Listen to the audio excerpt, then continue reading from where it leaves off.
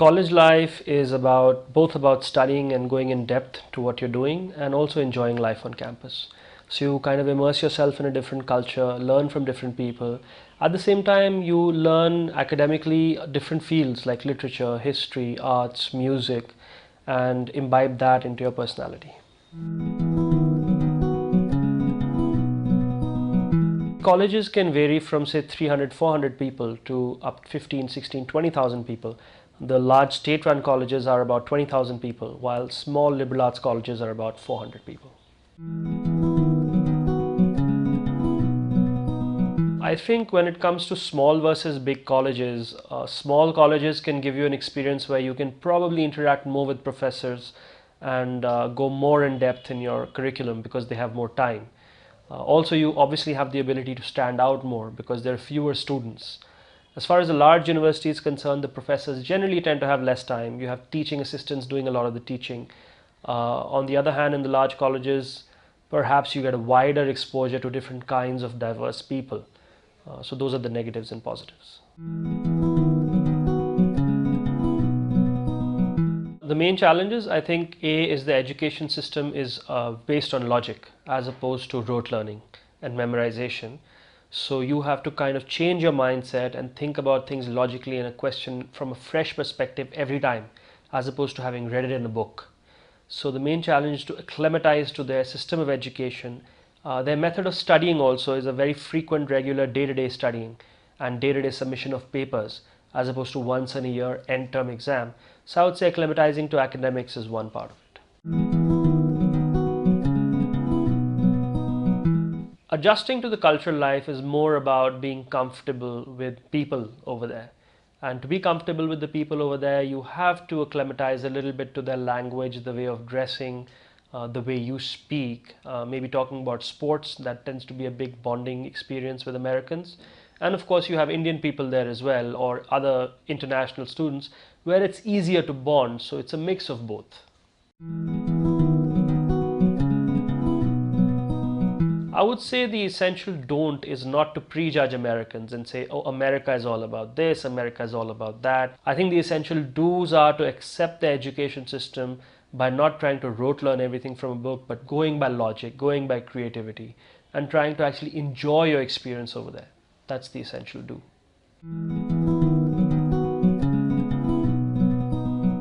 I think one thing I ensured that I did in college was to get involved in some extracurricular activities like the debate society, the dramatic society, which was good fun. And the other thing I think I did was trying to take a variety of courses from philosophy to music to arts to literature, which was very different from anything I had done in India. So these are the things that I think I really enjoyed.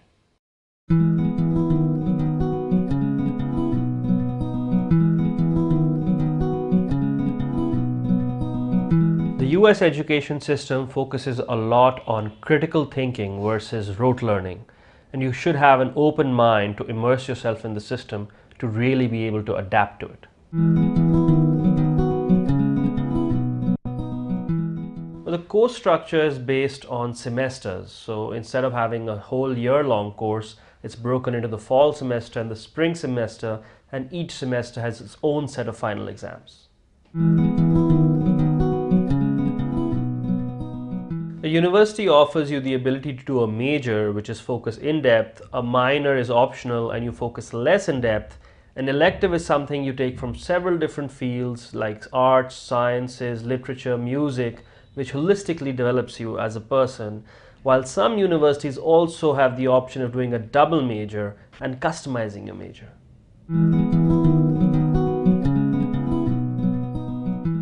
To major in a course means to focus and concentrate on a particular subject so you can gain expertise in that subject. Typically, you choose your concentration in your third year, which is also known as the junior year. To minor in a subject has the same intention of going into depth in a particular field, but the number of courses you take and perhaps the amount of time you spend studying after your courses is going to be somewhat less than what you would do in a major. An elective is essentially giving you options to have courses and take courses from different fields like philosophy, literature, arts, music, so that develops you holistically as a person and you have options to do these things.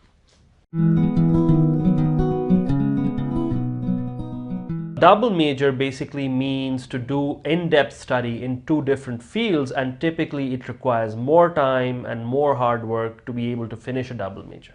To customize a major usually means an interdisciplinary study, so you can mix anthropology and political science and come up with something new which defines a different area. To give you an example, you can do anthropology and study a culture, while in psychology you take the psychological impact of that culture and it becomes a very unique and customized field.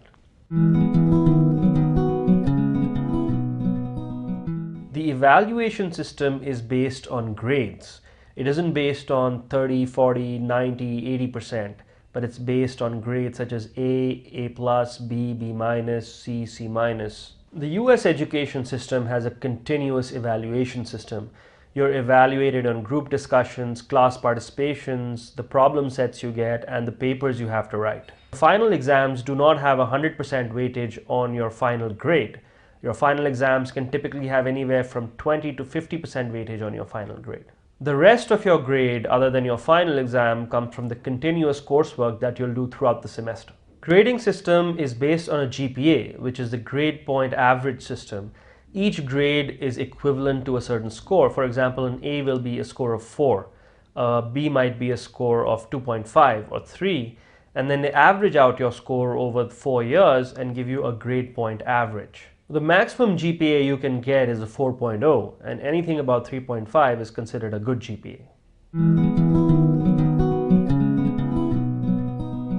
Graduating with honors means you graduate with a certain distinction, where you have to get a certain grade point average and a certain score on your thesis.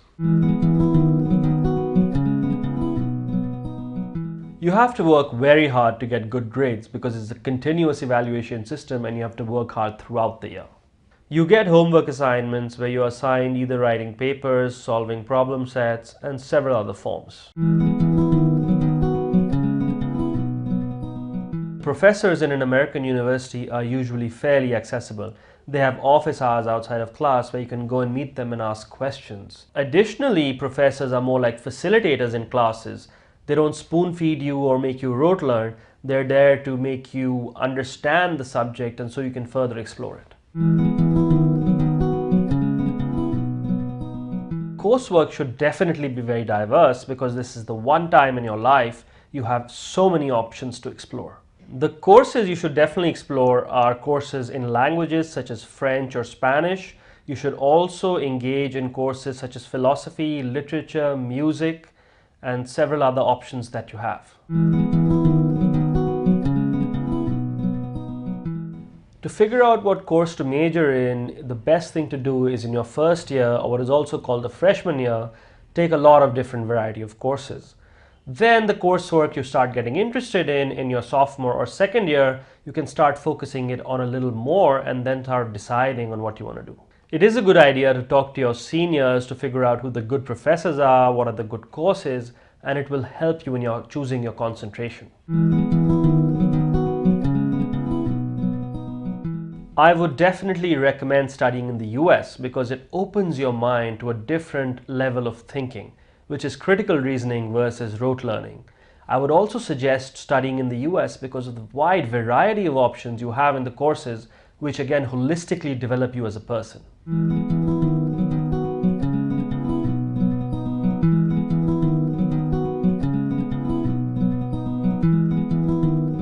Free time primarily depends on how you manage your time. So if you're good at managing your time, setting aside time for academics, that's when you have a lot of time to play sports or extracurricular activities or even manage a part-time job.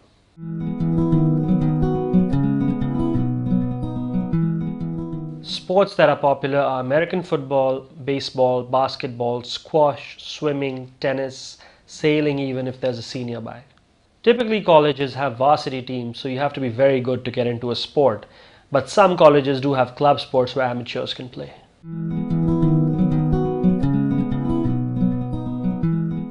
Extracurricular activities involves music, dance, theater, debate society, dramatic society, small clubs like environmental activists, making the campus green.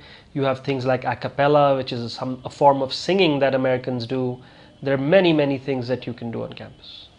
It is usually fairly easy to be part of extracurricular activities because they're not looking for professionals.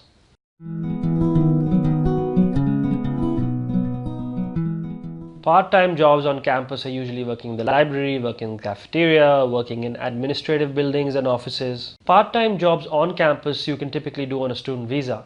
Part-time jobs off campus you typically can't, but there are some places where you can, and you'll have to check with your university.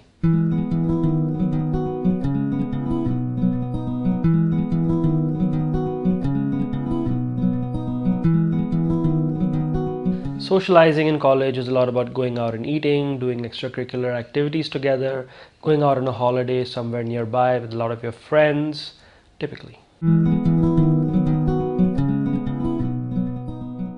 Best way to make friends in college is to get involved. Get involved in something. Extracurricular activities, academics, study groups, whatever.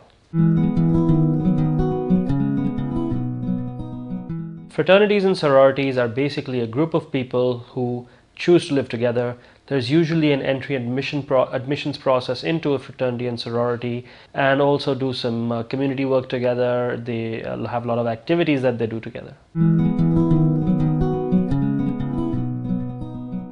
College trips are usually trekking or rafting, or they organize community service to different areas of the city or some organizations.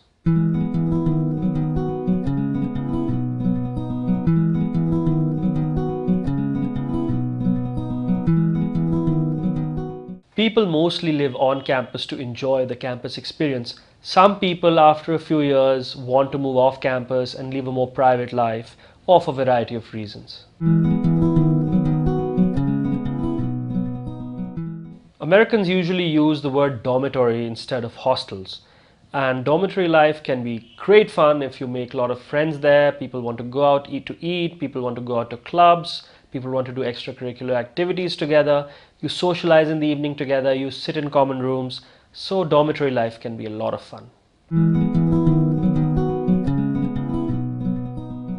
In the dormitories, there are usually no wardens because that's not the American way of life. You have flexible timings, you can usually go in and out whenever you want. Visitors and your family can usually come and stay in the hostels, not 10 or 15 people, but usually your parents visiting, or at some time your sister or brother. Usually 2 or 3 people visiting you is fine.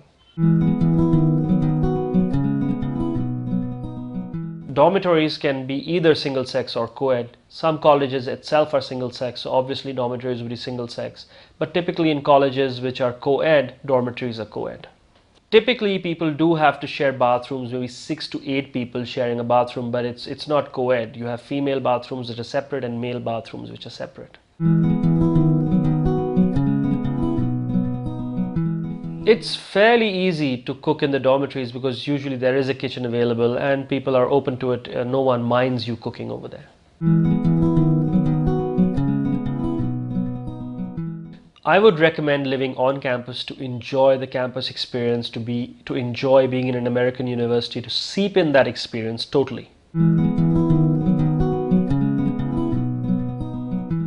Life on campus is fairly safe. One can roam around freely, although there will always be certain areas which the campus itself will advise you not to go to. So it's important to read the campus advisories.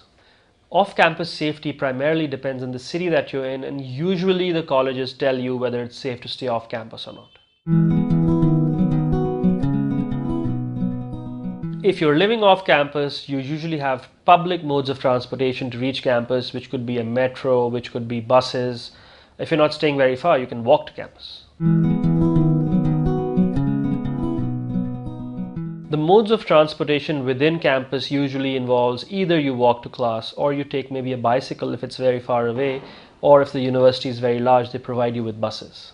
The public transportation system in cities in America is fairly comprehensive. You literally have everything from buses to metros to cabs. The public transportation system in smaller cities and small liberal arts colleges can be a little bit challenging, and sometimes you have to gang up with a couple of friends and take cars.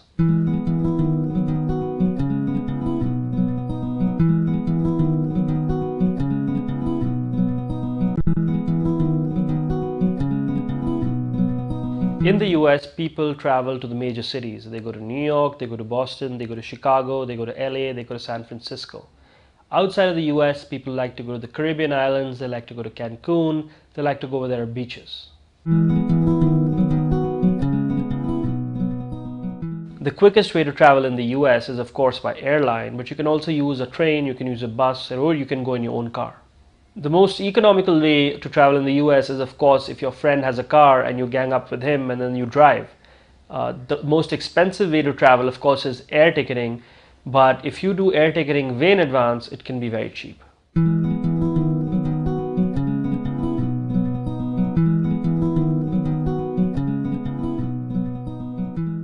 American culture is a lot about working hard and partying hard at the same time. So they work very hard, they're very professional in the way of work, and at the same time they like to go out, eat out in restaurants, go to clubs and enjoy their life. So it's a mix of both.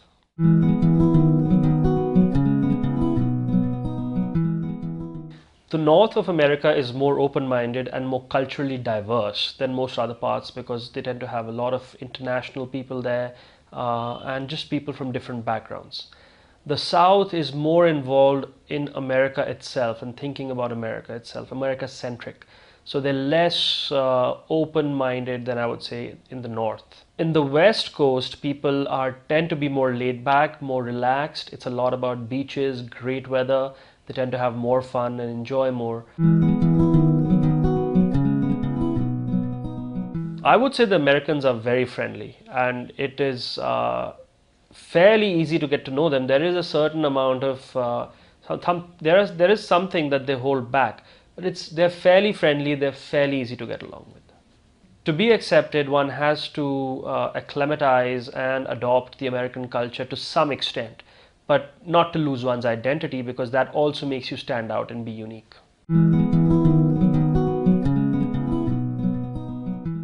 The common perception about America, which is about Seinfeld, Friends, and other things you see on TV, is actually not the correct picture because Americans are working hard all the time. They work 12, 14 hours a day. They come home, they take care of their kids, they wash their own clothes, they do their own dishes, they cook a lot of their own food.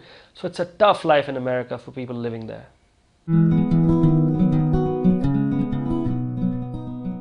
Racism, as far as the US goes, is very limited to certain areas. I would say the north of America is not racist at all. I would say the west of America is not racist at all. Certain parts of the south are racist, but I feel you won't feel it too much on campus. You probably feel it off campus. Yes, both the college and campus life will be culturally diverse depending on the college you go to. So if it's a large college, you will feel a lot of cultural diversity. If it's a smaller college, you will still feel some cultural diversity, maybe not to the same extent. Yes, you can celebrate religious and cultural festivals like the Indian students celebrate Diwali. There are different European festivals and the European students get together and organize their own festivals. So there is a lot of diversity and a lot of opportunity to celebrate religious festivals. You can go to temples in the city or mosques. That's also an option. There are a lot of international cuisine restaurants, in fact, in the US now. Especially in big cities, you probably have more Indian restaurants than you have restaurants with American food. Being vegetarian over there has become easier over the years because there's a more wide variety of food available, and of course vegetarianism and being vegan has caught on a lot. Vegan means along with being vegetarian, you're not eating dairy products either. First impression of the cultural life of college was that it's very diverse. You have lots of different people with different cultures. There's a lot of things going on, so many extracurricular activities, so many classes. There's just a lot of activity as far as culture is concerned.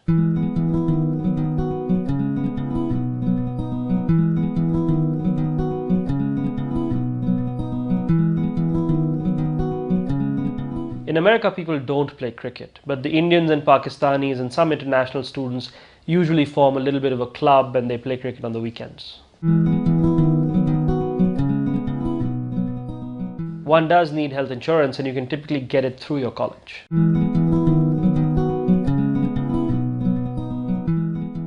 You might want to take your bed sheets, bed covers, you might want to take some stationery that you like, or you can take some cooking material. But usually a lot of things are available in the US now and at cheap prices.